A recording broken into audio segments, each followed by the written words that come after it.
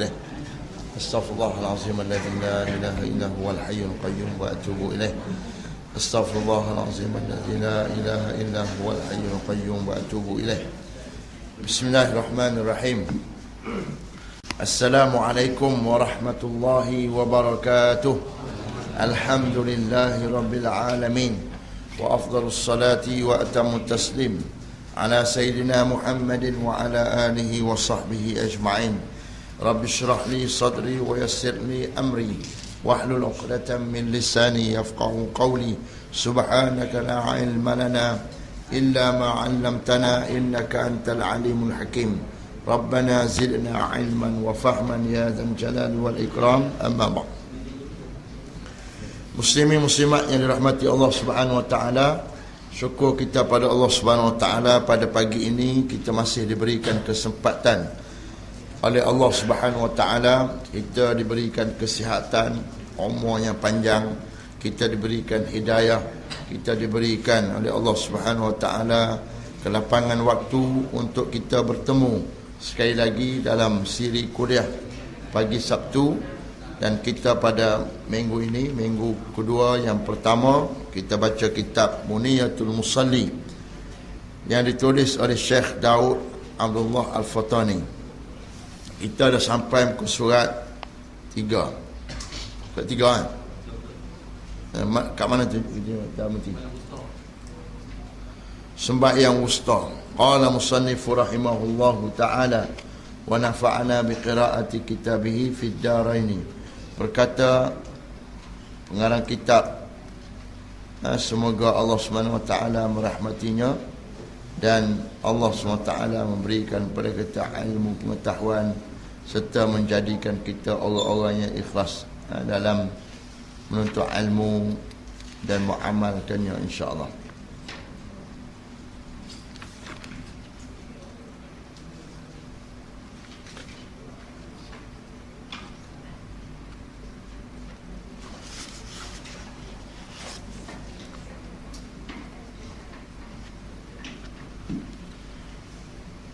Sembahyang wusta.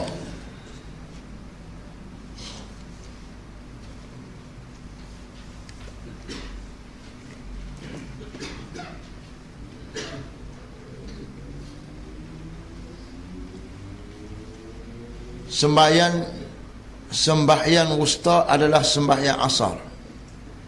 Disebutkan dalam firman Allah Subhanahu wa taala dalam surah Al-Baqarah ayat 238 atas tu sikit tu, hafizu ala salawati was salatil wusta wa qumu lillahi qanitin. Peliharalah sembahyang 5 waktu dan sembahyang wusta, serta dirikanlah dengan penuh taat untuk Allah Subhanahu wa taala. Sembahyang 5 waktu, sembahyang subuh, sembahyang zuhur, sembahyang asar, sembahyang maghrib, sembahyang isyak, 5 waktu. Dan di sini disebutkan wassalatil wusta. Apakah salat wusta ini? Sembahyang wusta adalah sembahyang asar. Sembahyang wusta ni sembahyang asar. Allah SWT sebutkan 5 waktu sembahyang, iaitu dengan perkataan lafaz jamak as-salawati, 5 waktu sembahyang. Kemudian Allah SWT menyebut sekali lagi sembahyang asar. Sembahyang asar dah ada dah dalam as-salawati tu, tapi Allah SWT sebut sekali lagi. Disebut secara khusus di sini, disebut secara khusus. Sembahyang maghrib dia tak sebut, sembahyang isyak tak sebut, tapi sebut sembahyang asar dengan menggunakan perkataan al-wusta. Wusta bermakna pertengahan, iaitu sembahyang yang tengah. Antara 5 tu asar duduk tengah, maghrib isyak belah ni, zuhur dengan subuh. Disebut secara khusus di sini kerana kelebihan dan kemuliaannya berbanding sembahyang lain.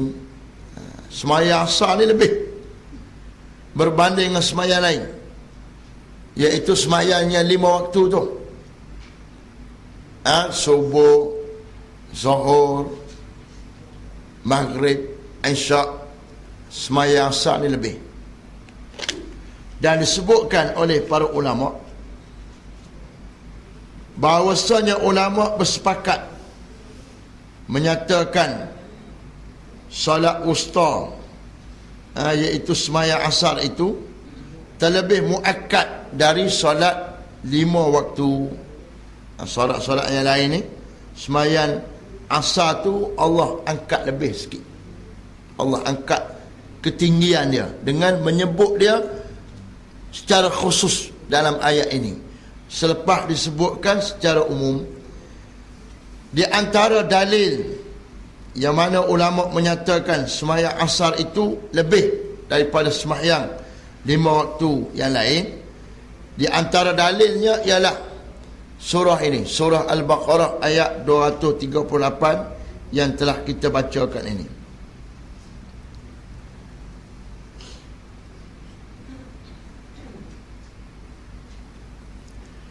Dan dalil yang kedua ialah sabda Nabi sallallahu alaihi wasallam di dalam peperangan Khandaq, mala Allahu quburahum wa buyutahum naran kama shaghaluna an salatil wusta hatta ghabatis syams.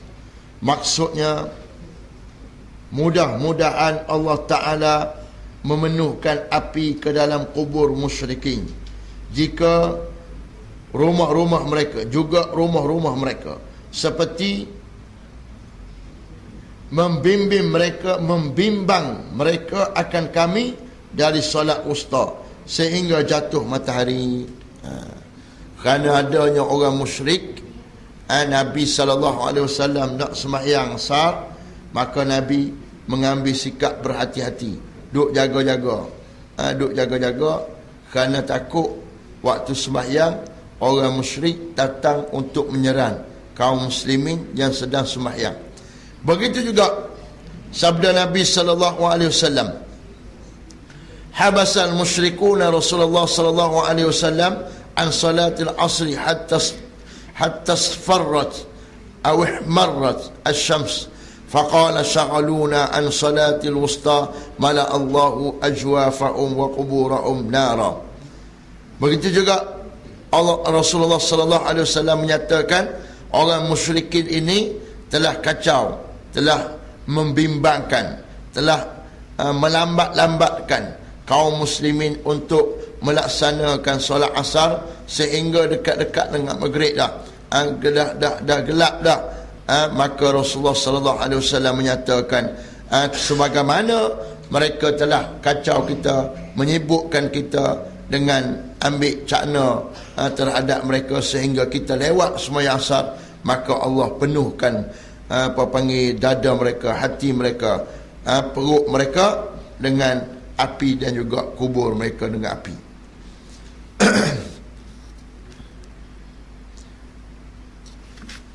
Pembahasan dia panjang. Walaupun ada perbezaan pendapat di antara para ulama tentang kelebihan sembahyang ni, hak mana sembahyang yang paling lebih. Al-Imam Asy-Syafi'i menyatakan sembahyang subuh yang paling lebih tiap-tiap hari. Tiap-tiap hari sembahyang subuh yang paling lebih. Itu pendapat Imam Asy-Syafi'i dan juga Umar bin Khattab dan juga Mu'az bin Jabal dan juga Ibn Abbas. Inilah yang kita pakai dalam mazhab kita hari ini, iaitu sembahyang subuh lah sembahyang yang lebih daripada sembahyang 5 waktu yang lain. Namun sembahyang asar ini juga dinyatakan oleh Sayyidina Ali, Abu Ayyub, Ibnu Umar, Ibnu Mas'ud, Ibnu Abbas. Maknanya hampir-hampir sama kuatlah di antara pendapat yang menyatakan sembahyang asar tiap-tiap waktu lebih daripada sembahyang lain, dengan pendapat yang menyatakan sembahyang subuh itu lebih daripada sembahyang lain. Dan ada pendapat yang menyatakan solat zuhur, seperti pendapat Aisyah radhiyallahu anha, dan ada pendapat yang menyatakan solat maghrib, dan ada yang menyatakan solat isyak. Begitulah perbezaan pendapat ulama tentang kelebihan ataupun lebihnya sembahyang 5 waktu ini daripada hak lain. Tapi dalam ayat ini merujuk kepada sembahyang asar yang mana Nabi SAW berlaku kepada dia satu ketika. Ini kita akan baca dah ni. Disebut secara khusus di sini kerana kelebihan dan kemuliaannya berbanding dengan sembahyang yang lain. Sebab turun ayat ini ialah, sebab turun ayat iaitu asbabun nuzul.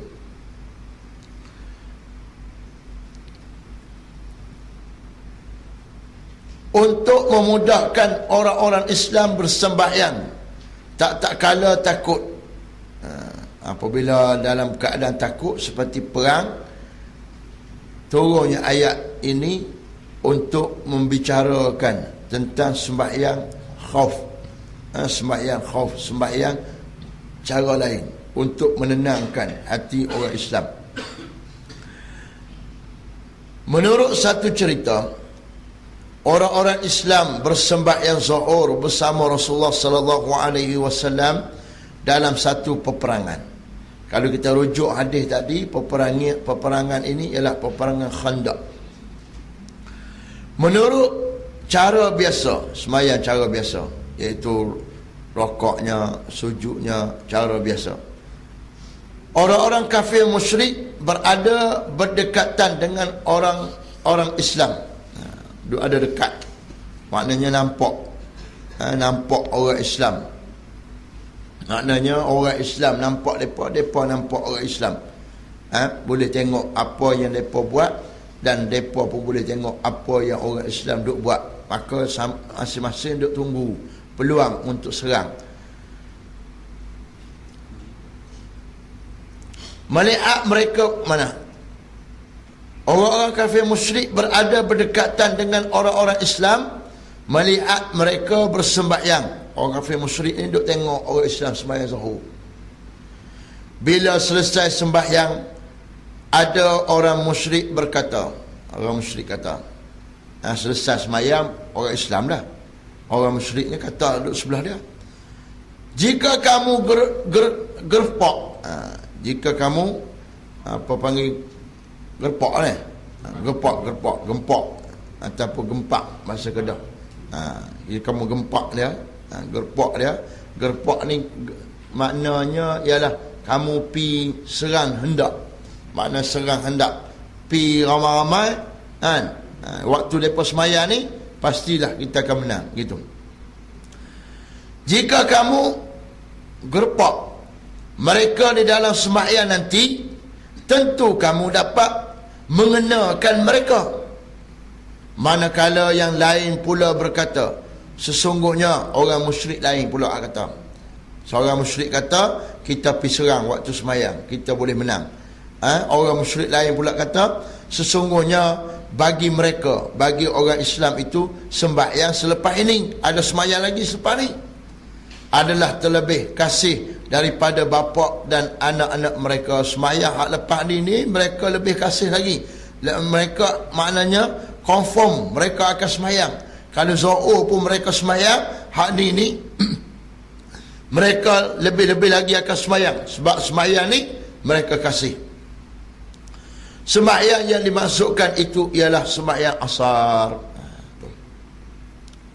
Lalu malaikat Jibril turun menghadap Rasulullah sallallahu alaihi wasallam dengan membawa kaifiat sembahyang syiddatul khauf, sembahyang dalam keadaan takut. Dalam keadaan takut. Syiddatul khauf, syiddah ni benar-benar takut sungguh. Oleh itu renungilah betapa besar kelebihan dan kemuliaan sembahyang asar, sehingga kan orang kafir pun turut mengetahuinya. Itu nak tu. Satu nak abad kata Allah sebut dalam ayat ni as-salatul wusta, nak abad kata sembahyang asar ni penting. Yang kedua nak abad kata Allah Subhanahu Wa Taala dengan sebab turunnya ayat ini, ayat as-salatul wusta ni, Allah SWT selepas itu memberikan satu hadiah kepada umat Nabi SAW, iaitu sembahyang syiddatul khauf, sembahyang dalam keadaan teramat takut. Takut tu ikutlah, takut kerana berperang ke, takut kerana binatang buah ke, takut yang teramat takut, nak mayan tapi takut. Takut maknanya takut sehingga tak boleh kita nak lalai sekejap pun daripada melihat benda hak kita takut tu. Maka disyariatkan sembahyang syiddatul khauf, iaitu sembahyang dalam keadaan apa yang kita boleh buat. Kalau kita boleh rokok elok. Dia ada 3 kategori. Satu, musuh duduk depan. Bila musuh duduk depan, kena sembahyang apa panggil, sebahagiannya rokok, sebahagian lain tak rokok. Dia kena bergilir-gilir dalam apa panggil, buat fa'liyah solat tu. Bergilir, tak boleh rokok sekali tak. Kalau kita ni rokok sekali semua. Bila rokok sekali semua, tak ada orang tengok musuh, mungkin mereka main serang. Tak. Lepas tu kalau mereka main serang macam mana? Mereka main serang, dia bertukar menjadi solat ikut cara yang mudah. Ikutlah, sambil berlari tak apa, sambil apa panggil perang pun tak apa. Tak. Kalau dan sujud, kalau tak dan sujud, buat apa panggil isyarat saja. Itu dalam perang. Yang ketiga ialah musuh berada di belakang. Bila musuh berada di belakang, kita menghadap kiblat kot ni, maka sebahagiannya tak semayang. Semayang grup yang kedua, pecah pada 2 grup sekurang-kurangnya, dan seorang pemimpin boleh pecah berapa grup pun dia nak. Maka pecah 2 grup, maka hak nu jaga dulu, hak ni semayang dulu. Itu semayang syiddatul khauf.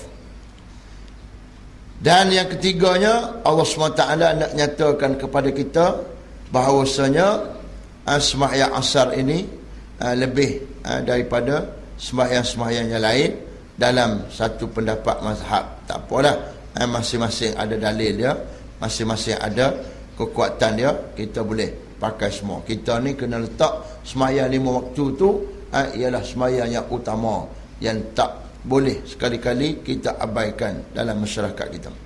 Firman Allah Subhanahu wa taala, munibina ilaihi wattaquhu wa aqimus salata wa la takunu minal musyrikin. Wahai orang-orang mukmin, kembalilah kepada Allah dan patuhlah kepadanya, dan tetapkanlah di dalam mengerjakan sembahyang menurut rupa bentuk yang disuruh oleh Allah Subhanahu wa taala, dan janganlah kamu bermasuk ataupun termasuk orang-orang yang mempersekutukan Tuhan. Ayat 31 surah Ar-Rum.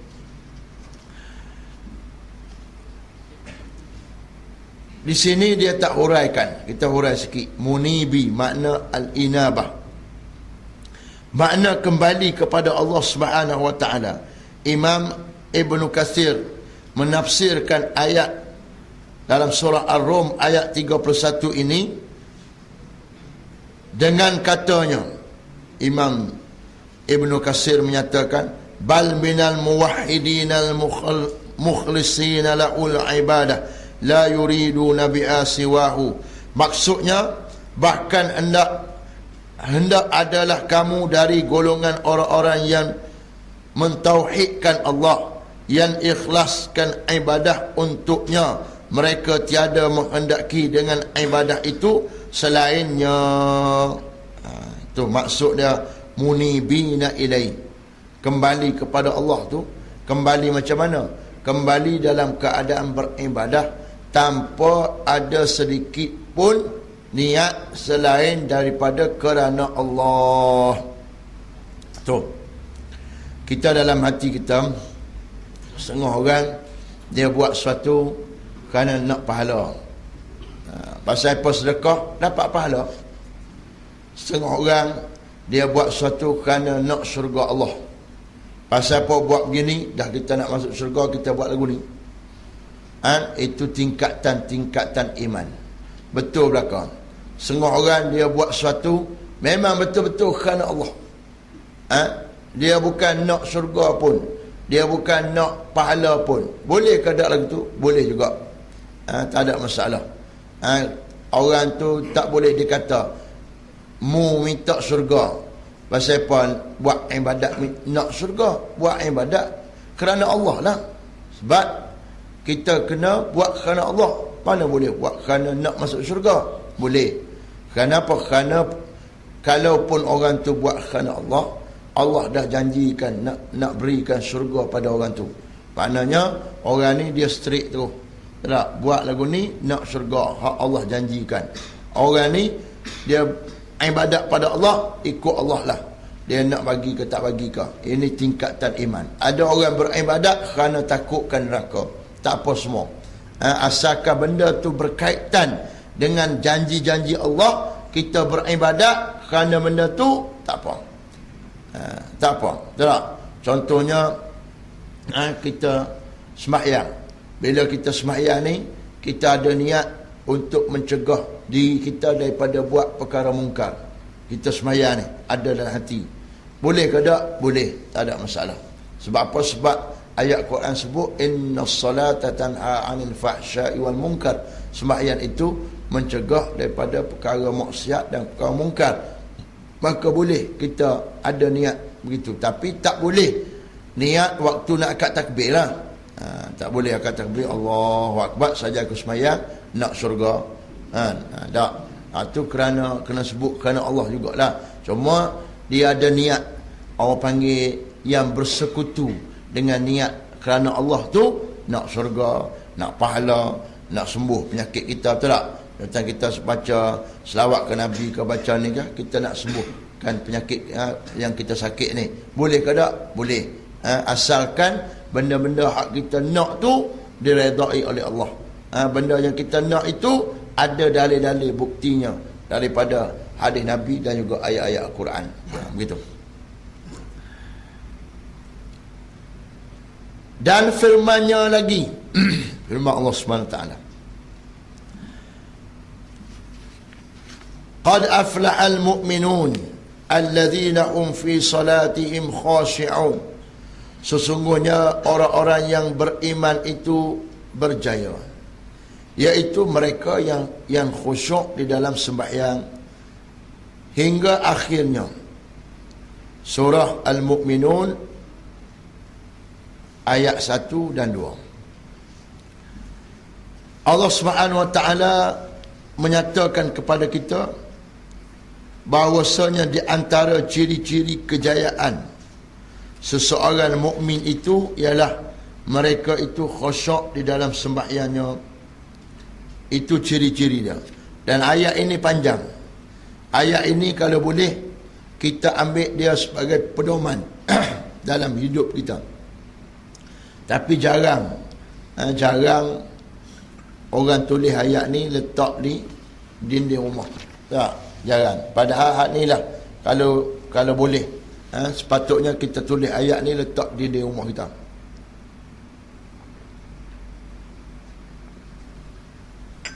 Sebab apa? Sebab ayat ni menyebutkan kepada kita ciri-ciri kejayaan seorang mukmin. Di antara dia sehingga ayat 9.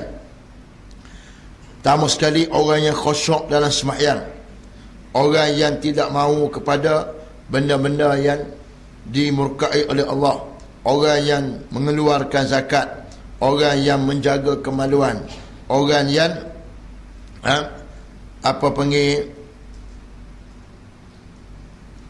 orang yang menjaga amanah dan janji-janji, dan orang yang menjaga sembahyang 5 waktu. Ini maknanya ciri-ciri kejayaan. Tulis letak dinding, tulis makna dia saja ke. Tapi kita ni kadang-kadang tulis ayat 1000 dinar kerana nak kaya. Tapi kerja malah tak kaya juga. Tulis ayat tu, beli ayat tu letak dinding, letak di kedai dan sebagainya. Tapi kedai tutup, macam mana nak kaya?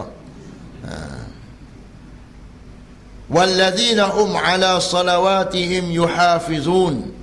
Dan firman Allah Subhanahu Wa Taala, dan mereka yang tetap memelihara sembahyang. Dia khusyuk ni disebutkan dalam surah Al-Baqarah.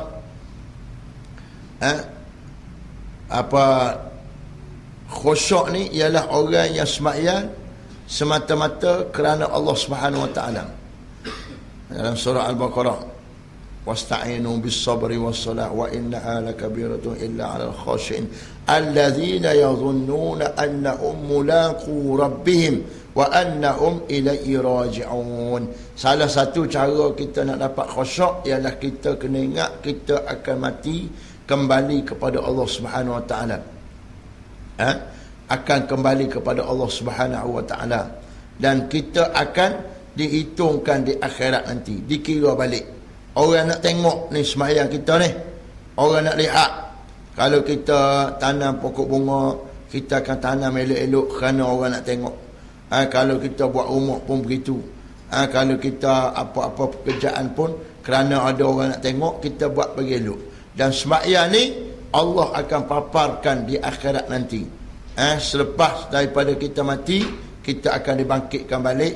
Di sana sembahyang perkara yang utama yang akan dihisap oleh Allah Subhanahu Wa Taala dan dipaparkan balik. Maka sebab itulah kita kena sembahyang bagi khusyuk. Maknanya kena berlawan dengan syaitan. Kena berlawan. Mungkin dalam sembahyang 4 rakaat kita tak boleh khusyuk semua. Mungkin 2 rakaat, mungkin 3 rakaat. Tapi janganlah kita tidak ada usaha langsung.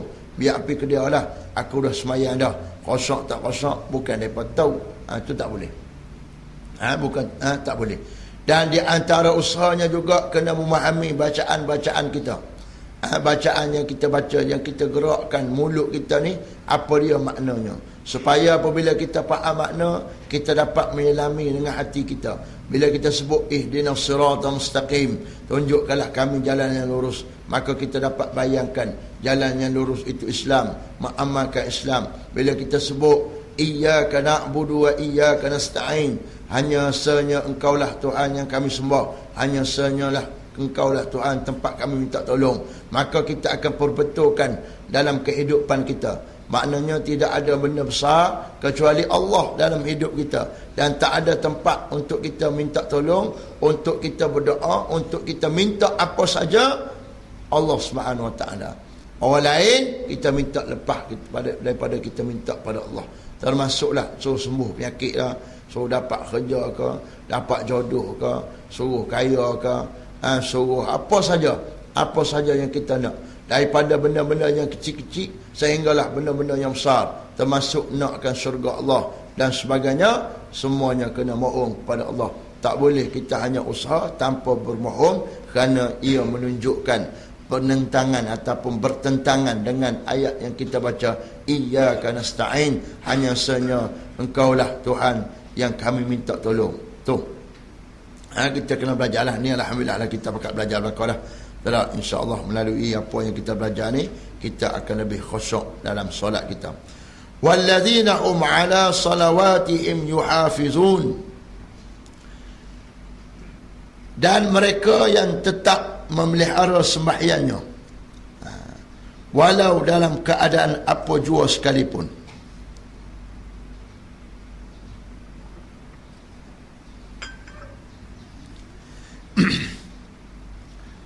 Memelihara sembahyang maknanya kita sentiasa melihat ataupun sentiasa ingat kepada nak sembahyang. Kita berjaga-jaga dengan waktu sembahyang. Kita selalu jaga-jaga dalam 7 golongan yang Allah Subhanahu Wa Taala letakkan bawah bayangan arasy, bayangan Allah pada hari kiamat nanti. Pada waktu itu tidak ada bayang, matahari dekat dengan kepala, semua pakat panah belaka, tak ada bayang untuk berteduh. Yang ada bayang ialah bayang Allah Subhanahu Wa Taala, iaitu bayangan arasy Allah. Maka di antara yang Allah letakkan bawah bayangan dia ialah orang yang menjaga sembahyang.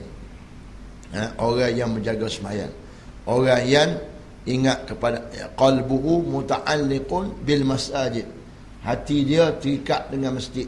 Masjid ni maknanya bukan pi masjid semata-mata, dak, iaitu sembahyang. Yang dikhendaki dengan masjid iaitu sembahyang. Dia sembahyang tempat kerja dia tak apa, sembahyang di rumah tak apa, tengok keunsuran, tengok benda yang menghalang dia. Kalau dia duduk tepi masjid, sembahyang rumah juga tak boleh lah. Tak, nak kena sembahyang masjid kecuali ada keunsuran. Tapi kalau dia duduk tempat kerja dia jauh dan sebagainya, yang memerlukan masa yang panjang untuk dia hadir ke masjid, maka dia semayang tempat kerja dia pun tak apa. Janji hati dia terikat dengan semayang. Nak semayang. Ni nak main semayang Zuhur ni, nak semayang. Duk bercita-cita nak semayang. Bercita-cita. Bukannya orang azan, azan pula dah. Tadi baru semayang. Tak. Ataupun duk buat kerja, azan dah, tak boleh buat takdan buat apa. Tak. Itu bahaya. Tak. Orang azan ni, kita pun sebut, takdan buat apa, azan dah. Tak. Kena semayang pula. Jadi kita kena ubah hati kita biar jadi orang yang kasih kepada semayang. Nak semayang. Saya buat lagu ni. Semayang ni Allah bagi peluang pada kita untuk minta. Jadi kita kena anggap ataupun kena yakinkan dalam hati kita, semayang ni aku nak minta. Banyak benda aku nak mengadu ni. Daripada pagi lepas subuh tadi sampai ke Zuhur ni, banyak benda nak mengadu pada Allah. Banyak benda, soal anak ke, soal isteri ke, soal suami ke, soal pekerja ke, soal tanaman ke, soal binatang ternakan ke, soal kereta sendiri ke, ikut apa saja, banyak yang kita nak mengadu pada Allah. Maka Allah bagi peluang, maya Zuhur boleh mengadu, happy nak mengadu, tak mengadu pada Allah. Lepas-lepas semayang kita pun doa, sebut ni, sebut atau sebut ni, sebut belakang. Walaupun benda tu kita kata taklah lepas-lepas sebut tu selesai terus, tapi mungkin selesai, mungkin Allah bagi penyelesaian dia. Ada kemungkinan sebab Allah itu maha kuasa. Walaupun kita kata dari sudut teknikalnya kena begini, benda ni payah, tapi Allah boleh buat tidak mengikut teknikal itu. Allah boleh buat dengan cara lain yang lebih mudah untuk kita. Sebab itulah kita gunakan peluang ni untuk mengadu pada Allah. Dalam ilmu ilmu jiwa ni, orang duk sakit jiwa sebagainya ni, kalau kita pergi kaunseling, dia suruh kita ni untuk menghilangkan tekanan supaya kita cerita ke orang masalah. Cerita ke orang. Tak. Tapi bukan semua boleh cerita ke orang masalah kita. Tak. Ada masalah yang kita tak boleh cerita.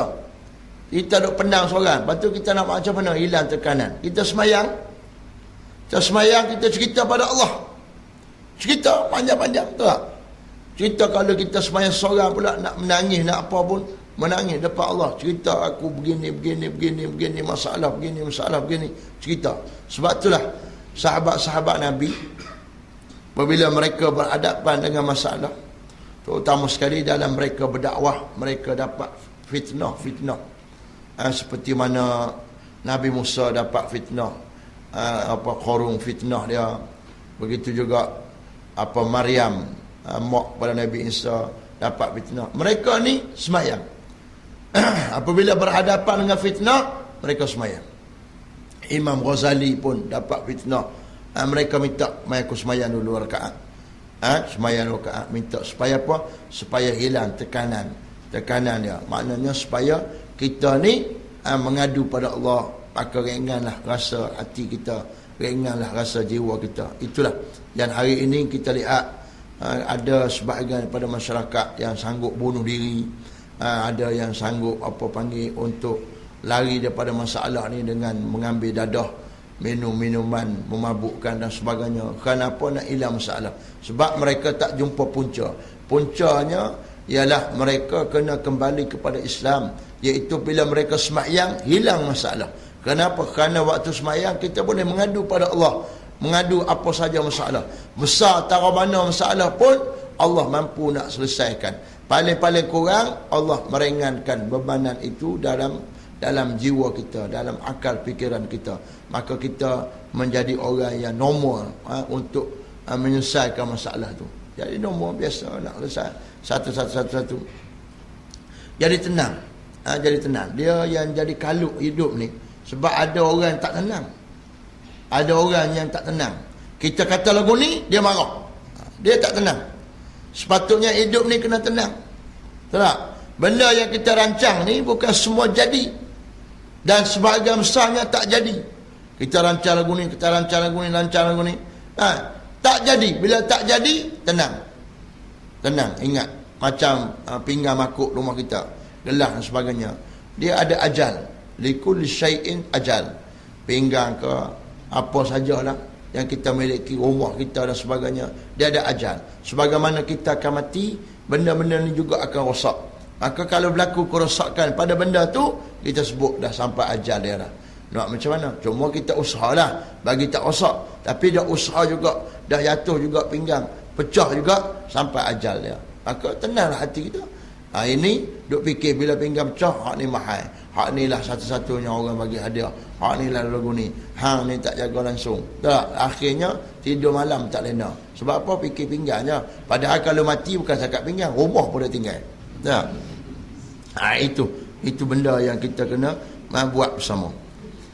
Dan firman Allah Subhanahu wa taala, illal musallin alladzina hum ala salatihim daimun, kecuali orang-orang yang bersembahyang, yang berkekalan memelihara sembahyang mereka itu, dalam surah Al-Ma'arij ayat 22 dan 23, iaitu firman Allah Subhanahu wa taala yang menyebutkan kepada kita orang-orang yang Allah Subhanahu wa taala jadikan jiwa mereka kacau. Ayat ni dia kena rujuk ayat 3 ayat sebelum itu dalam surah Al-Ma'arij ayat 19 sampai ke 21. Maka ayat ini sebagai jawapan kepada persoalan ayat sana. Innal insana khuliqa halu'a idza massahu syarru jazua idza massahu khairu manu'a. Sesungguhnya manusia itu dijadikan bertabiat rasa gelisah, lagi bakhil, kedekut. Apabila ia ditimpa kesusahan, ia sangat resah, gelisah. Dan apabila ia beroleh kesenangan, ia sangat bakhil dan kedekut. Maka illal musallin, kecuali orang-orang yang bersembahyang. Orang sembahyang ni bila dia ditimpa masalah pun dia tidak gelisah, dia tidak geluh gesah, dia tidak gundah gulana, dia tenang saja. Tenang tak? Dan kita nak macam mana? Kita kena usaha sampai kita boleh kata alhamdulillah kepada musibah yang kena pada kita. Tak? Sabar kita tu biar sampai tahu tu. Contohnya jalan-jalan sepak batu, darah kaki, alhamdulillah. Tak? Satu apa dia? Satu kerana darah je tak patah. Tak? Kalau patah boleh tak? Boleh. Tak? Yang kedua, ini ialah suatu teguran Allah kepada aku, dan kita ingat balik apa aku buat salah hari ni. Tak? Teguran. Kena macam tu. Bila kita kena benda-benda yang apa panggil, yang kita tak suka ni, ikutlah dari sudut sakit ke, dari sudut masalah ke, apa saja, kita kena sebut alhamdulillah. Alhamdulillah setakat ni ya Tuhan bagi uji kat aku, ringan je. Tak? Yang kedua, rujuk balik apakah yang aku buat salah hari ni, yang Allah SWT beri kepada aku lagu ni, masalah dia. Yang ketiga, mujurlah Allah SWT balas dah di dunia. Kalau di akhirat lagu mana tak tahu. Harap-harap balasan ini telah menghapuskan balasan di akhirat nanti. Maka kita tenang. Tak? Tapi kalau kita pun sepak batu, menantang batu ni. Tak? Menantang batu dah satu. Tak? Sumpah makhluk Allah. Tak? Batu, siapa meletak sini pula batu. Tak? Batu kita pula, tak ada orang tolong pula kita. Tak? Marah pula pada orang sekeliling. Hampa tengok aku sakit, hampa tak tolong hampa nak. Hampa ni lembu ke kambing. Macam-macam. Habis duk melarat tu tak? Melarat. Jadi rugi belakang. Padahal Allah bagi kita sesepak batu tu nak bagi untung. Satu, supaya kita sabar, maka dapat keuntungan. Yang kedua, supaya kita ingat kesalahan kita. Mungkin kita buat apa-apa hari ni, kemarin dulu. Yang ketiga, Allah balas dah di dunia. Alhamdulillah dah. Mungkin di akhirat tak ada lah kita. Ini benda. Dia lain. Kalau orang mengaji, dia jadi lagu tu lah. Kalau orang yang tak mengaji, dia jadi lagu Nuh tadi. Satu hari tak habis duk menyumpah kat orang lah. Bukan sakat orang, lembu, kambing, batu habis dia sumpah belakang. Tak? Jadi rugi. Bukan sakat sakit dapat, dosa pun dapat. Maka padanlah kalau dia Allah boleh dalam neraka pun. Tak? Padanlah. Sebab apa? Allah bagi peluang dah nak suruh masuk syurga, dia tak mau juga. Sebab apa? Sebab dia tak mengaji. Tu. Illa al-musallin, kecuali orang-orang yang bersembahyang. Mereka ni tidak ada geluh gusah. Bila dapat masalah apa-apa, tak ada geluh gusah, tenang. Memanglah kita kena selesai masalah. Bila ada masalah kena selesai. Bukan tenang tak buat apa. Tak, tenang tak buat apa. Seperti cerita Juha. Dia ni apa, seorang pak pandai Arab ni. Tak, dia bagi dengan isteri dia. Tak, bagi kuasa dalam rumah. Satu hari apabila rumah dia terbakar. Rumah dia terbakar bahagian dapur. Maka dia ni duduk depan tangga ni, duduk gulung kat daun. Orang duduk mai tolong rumah dia. Nak padam api ni, bawa ayak, bawa apa semua ni. Lepas tu orang tanya dia, pasal apa mu duduk depan tanah, apa depan tangga, duduk gulung rokok. Ni rumah terbakar dapur tu. Dia kata tenang. Tenang apa tu terbakar tu? Dia kata sebenarnya aku dah bagi tugas dah dengan isteri aku. Aku ni bekerja di luar rumah, jaga cari rezeki semua. Hak dalam rumah isteri aku jaga. Lah ni hak terbakar di rumah, tak apa dah, dia selesai lah. Tak, jangan tenang sampai tak tu. Tak, tenang ni maknanya kita cari jalan penyelesaian dengan minta pertolongan Allah dengan cara yang terbaik kita buat. Tidaklah menyalahkan orang itu, menyalahkan orang ini, apa panggil, sumpah orang tu, sumpah orang ni. Begitu. Kita jaga. Dia orang mengaji ni, mulut pun dia jadi elok. Mulut elok, jalan elok. Dia ada apa panggil, akhlak dia. Akhlak dia. Walaupun keluar satu perkataan pun elok. Orang yang tak mengaji ni, tu dia. Tak, jangan-janganlah kalau jumpa yang elok pun. Tak, yang banyaknya yang tak elok. Kata nak suruh orang sakit hati. Yang pertama. Yang kedua, apabila dia dapat kenikmatan, dia tak rekut. Dia berkongsi kenikmatan ni. Kongsi dengan orang lain. Dia agih-agihkan. Dia tak kerekut. Tak. Kita, saya nak sebut satu. Di rumah kita. Kita bila beli ikan ke beli apa ke, kita masak. Tak. Kadang-kadang nak masak sikit sangat, masak banyak, waktu tak habis. Tak, membazir buang. Waktu beli ikan kedai, ikan termenung RM12, kita tawar RM11 tu setengah jam nak dapat RM11. Tak, tapi balik-balik masak, makan 3 ekor yang hal lain buang semua basi. Sebab apa? Sebab tak berhati-hati dalam menyelenggarakan nikmat Allah. Sebab di antaranya mewariskan orang tu kedekut. Dia nak beli sikit, tak boleh, kena beli sekilo. Tapi sekilo banyak, tapi banyak tak habis makan. Lepas tu bagilah kat orang. Tak boleh, dia beli sendiri ya. Ni simpan. Simpan lah kali kita tak makan. Sebab tu kita kena letak lagu ni. Kita kena letak makanan ni, dia tak boleh lama. Dia 1 hari lah. Tak boleh lama. Kita ni buat makanan 1 hari. Jangan duk rekod makan lusa. Tak dapat benda ni boleh peti air. Tak apa makan minggu depan. Tak makan dah. Tak makan 1 hari. Makna bila kita nak makan 1 hari ni, habis ke tak banyak ni? Tak habis. Bagi kau orang. Bagi. Lepas tu orang yang menerima pun dia kena mengaji juga. Setengah orang yang menerima tak mengaji, dia kata 2 ekor bagi kat aku.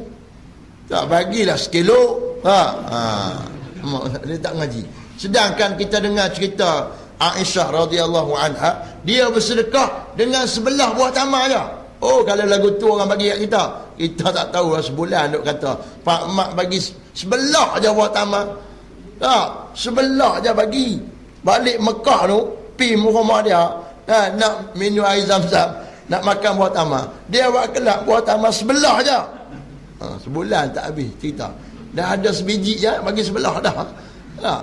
Tapi dah orang yang menerima tu tak terdidik, jadi menyebabkan kebaikan itu terhalang. Orang yang nak bagi dia kata sikit, akhirnya biar pergi membazir pun.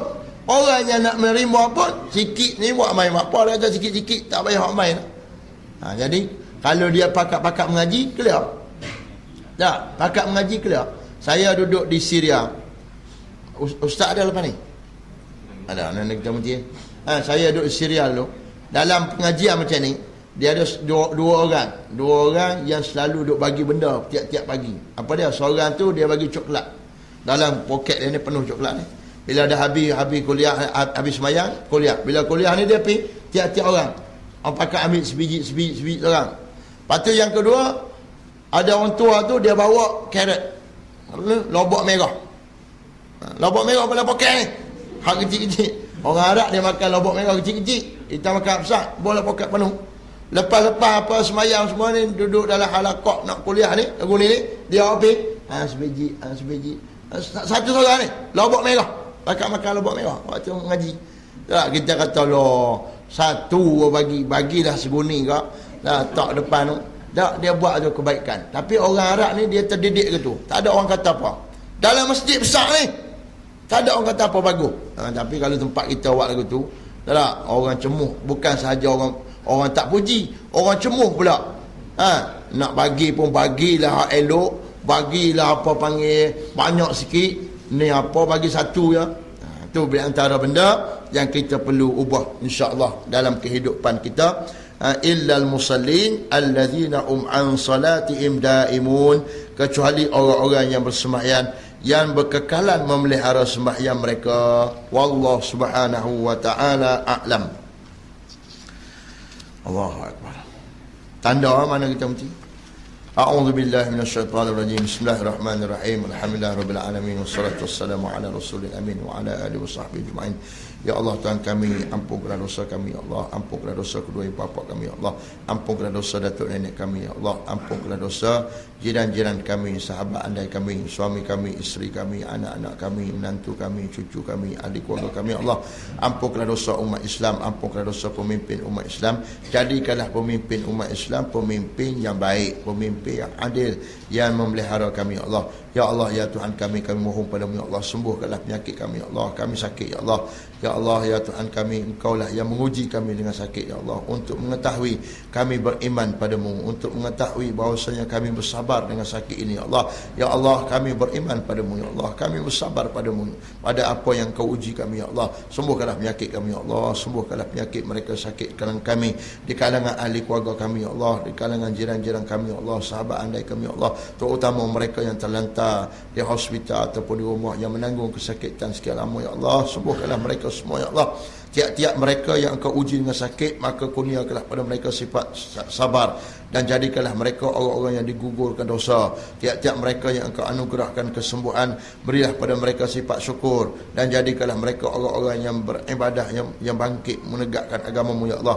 Ya Allah ya Tuhan kami, kami mohon padamu ya Allah, murahkanlah rezeki kami ya Allah. Ya Allah, jika rezeki kami berada di langit, maka turunkanlah. Jika berada di bumi, maka keluarkanlah. Jika jauh, maka dekatkanlah. Jika sedikit, maka banyakkanlah. Jika susah, maka mudahkanlah. Jika haram, maka sucikanlah ia ya Allah, dengan keberkatan waktu duhamu ya Allah, dengan kecantikanmu ya Allah, dengan keagunganmu ya Allah, dengan kekuasaanmu ya Allah. Ya Allah, kurniakanlah pada kami sebagaimana telah Engkau kurniakan kepada orang-orang sebelum kami, daripada kalangan para Nabi, para syuhada, para salihin ya Allah. Ya Allah ya Tuhan kami, rezekikanlah setiap mereka yang bersama kami, rezekikanlah anak-anak kami, ahli keluarga kami, rezekikanlah jiran-jiran kami, rezekikanlah seluruh sahabat andai kami, rezekikanlah mereka yang memohon rezeki padamu ya Allah, terutama sekali mereka yang berada dalam keadaan kesempitan hidup ya Allah. Ya Allah, kurniakanlah pada mereka ya Allah, lebih-lebih lagi dalam keadaan dunia hari ini yang semakin meningkat harga-harga barang ya Allah. Ya Allah ya Tuhan kami, rezekikanlah pada mereka semuanya ya Allah. Ya Allah Tuhan kami, bantulah Islam, bantulah umat Islam, bantulah pejuang-pejuang Islam di Mesir, di Syria, di Palestin, di mana jua ya Allah. Ya Allah Tuhan kami, Islam dizalimi, umat Islam diiniaya, umat Islam dibunuh, umat Islam disakiti, umat Islam dibiarkan kelaparan. Ya Allah ya Tuhan kami mohon padamu ya Allah, bantulah kami ya Allah, bantulah umat Islam ya Allah. Lepaskanlah umat Islam daripada segala kesusahan ini ya Allah. Ya Allah, Engkau lebih mengetahui pada kami ya Allah. Ya Allah ya Tuhan kami tak mampu untuk bantu mereka ya Allah. Kami tidak ada kekuatan tentera, kami tidak ada kekuatan ekonomi, kekuatan fizikal, kami tidak ada kekuatan politik. Ya Allah, ya Allah, Engkaulah Tuhan yang maha gagah perkasa. Kami berdoa padamu ya Allah, wahai Tuhan yang maha gagah perkasa, selamatkanlah umat Islam seluruhnya ya Allah. Ya Allah, hidayahkanlah kami, hidayahkanlah anak-anak kami, hidayahkanlah seluruh ahli keluarga kami, hidayahkanlah jiran-jiran kami ya Allah. Bukalah pintu hati seluruh warga penduduk di sekitar taman ini ya Allah, untuk mereka bersama-sama kami dalam majlis ilmu ini ya Allah, untuk kembali kepada Islam ya Allah. Ya Allah, tutuplah aurat kami, tutuplah aurat wanita-wanita kami, tutuplah aurat isteri kami, anak-anak kami, seluruh ahli masyarakat kami ya Allah. Kembalikanlah masyarakat kami pada Islam, pada salat, pada puasa, pada mengerjakan haji, umrah, dan pada mentaatimu dalam seluruh segi yang telah Engkau paparkan dalam Al-Quran dan melalui sunnah Nabi Muhammad sallallahu alaihi wasallam. Rabbana atina fid dunya hasanah wa fil akhirati hasanah wa qina adzabannar. Wa sallallahu ala Muhammad wa ala alihi wa sahbihi wasallam. Alhamdulillah, taqabbalallah minna minkum.